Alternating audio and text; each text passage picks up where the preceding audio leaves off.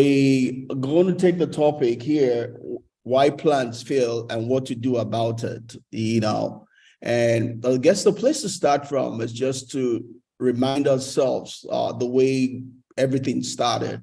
You look into scripture, you look at Genesis story, and you see that the Bible talks about in the beginning, God.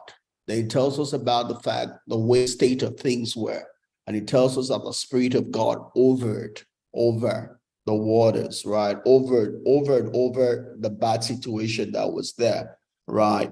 God did not just come and say, let it be, let it be, let it be. He had to, first of all, over. The word over there is the word to meditate. It's the word to think over. It's the word to plan, right? God had to plan before he went into execution. So the example we see of God is a place where God does not just do a thing.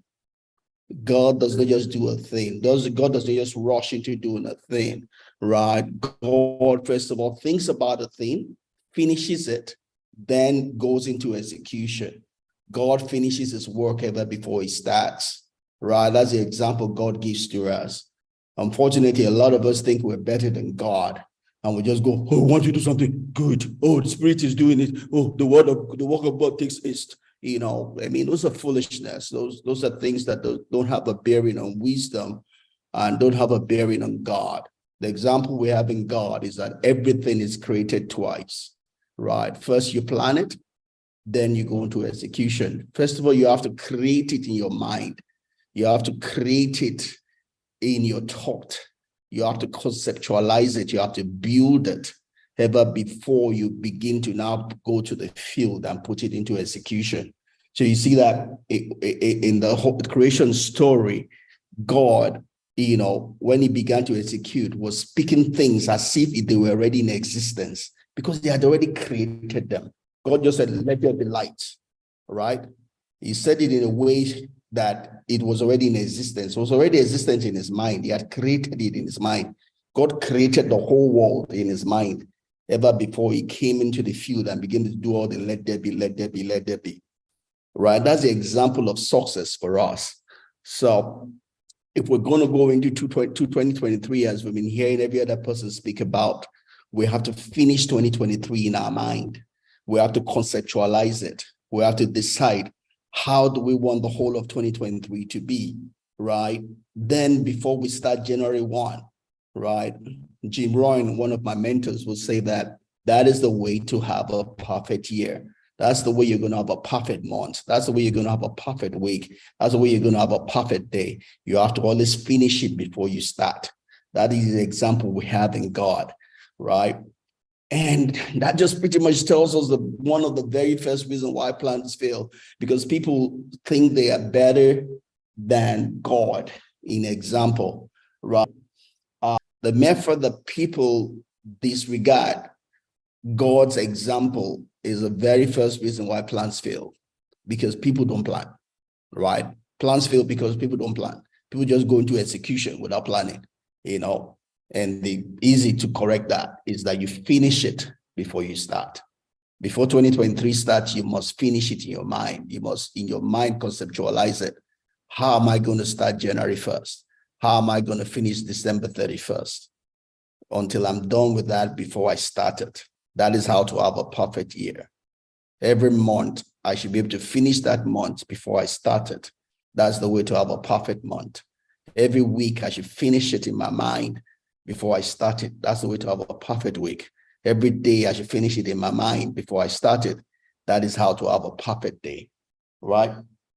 And we'll see Sun Tzu is a Chinese general, who is a guru, a philosophical guru, wrote the book, The Art of War. And he says, victorious warriors win first, then go to war. You don't go to war, then you start thinking about winning. You win in your mind, first of all, before you go to war. And that's what Jesus told us also. He says, will someone go to war? Then you don't find out you don't have enough army when you're at war. He says, that's wrong to do, right? He says, first of all, plan. Look, what do I have against this person? Can I fight the war? Fight that war in your mind. Be sure you have enough. Be sure you are at an advantage. To be sure you can win the war ever before going to the war. That's the example Jesus gives to us. And that's what Sun Tzu is saying here. It says victorious warriors win first, then go to war. Well, while defeated warriors, they first go to war, then they are seeking win. And when they are ready at the war, you're already lost. You got a plan before you execute, right? You got to finish it before you start trying to execute it, right? That's the only way you win in this life, right? And when Rommel, who is a field marshal, German field marshal in World War II, says, sweat saves blood, blood saves lives, and brain saves both of them, right? Edwin Deming also talks about a bad system will beat a good person every time. And you can be the best person in this world. If you don't have a plan, you're a failure, right? So it's something that we cannot do without, right? There's no question about it. If you're going to win in this life, you will have to have plans, put plans in place if you're going to win in this life, right? So that's not compromisable, right? All right, so that's something you cannot compromise. Like I said, that tells us the very first reason why plans fail, right? It's ignorance, right? Plans fail because people are ignorant, right? God says, my people perish for lack of knowledge, right? Plans fail because people are ignorant.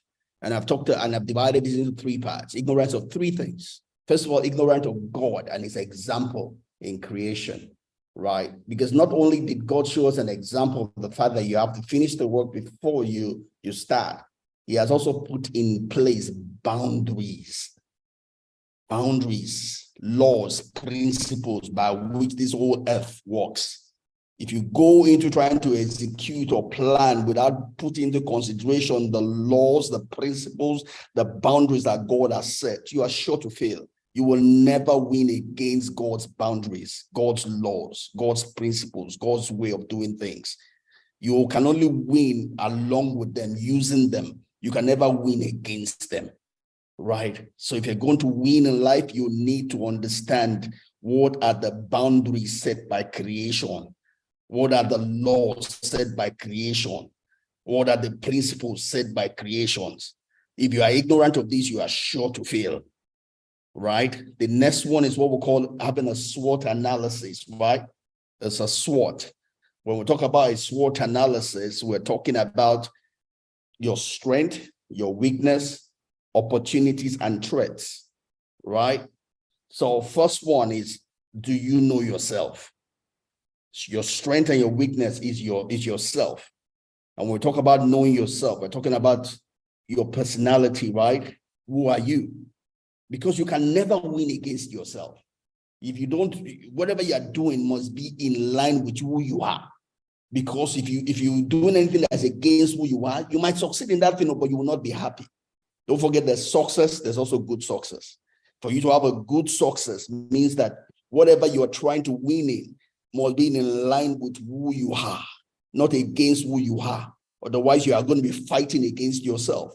The African proverb says that if there's no enemy within, then the enemy outside can have no power over you. But if you have an enemy within, you're already dead. You're already a failure even before you start, right? So you must, whatever it is that you're planning to do in 2023 must be in accordance, in alliance, in agreement with who you are, right? That means you must know what your vision, your calling is. You cannot win against your calling because that's where you had your joy, right? There is what we call calling, there's what we call career, right? Your career is what you do for money. Your calling is what you do for fulfillment. Both of them must not war against each other. Sometimes they are the same thing. Whatever your calling and your career might be the same thing, but that's not true for everybody, right? But even whether they are the same or different, they must not war against each other. Otherwise, you have an enemy within that is fighting against you. Not the devil. You are fighting against yourself. So you must know what your calling is. What's your vision in life? You must know your why, your mission. What is your mission in life? You must know your values. You must know your belief system. You can never win against your belief system. If your belief system says that money is the root of all evil, you can never be rich in your life. Even if they give you the treasury of Nigeria, you will not hold it. It will not last in your hand, because your belief system will always have ascendancy against and above every other thing you do. Your life is run by your belief system. Your belief system is the story that has been recorded in your subconsciousness, and that is what is driving your life, right? It doesn't matter what you want to do in life. Your life is driven by the stories you have recorded in your subconscious system. So if those stories are not working for you, you need to work on those stories, because that will always have ascendancy over every other thing in your life, right? So that's your strength and your weakness. So the other thing is, now outside of, so we talked about God, inside of you, then outside of you is what we call your environment, right?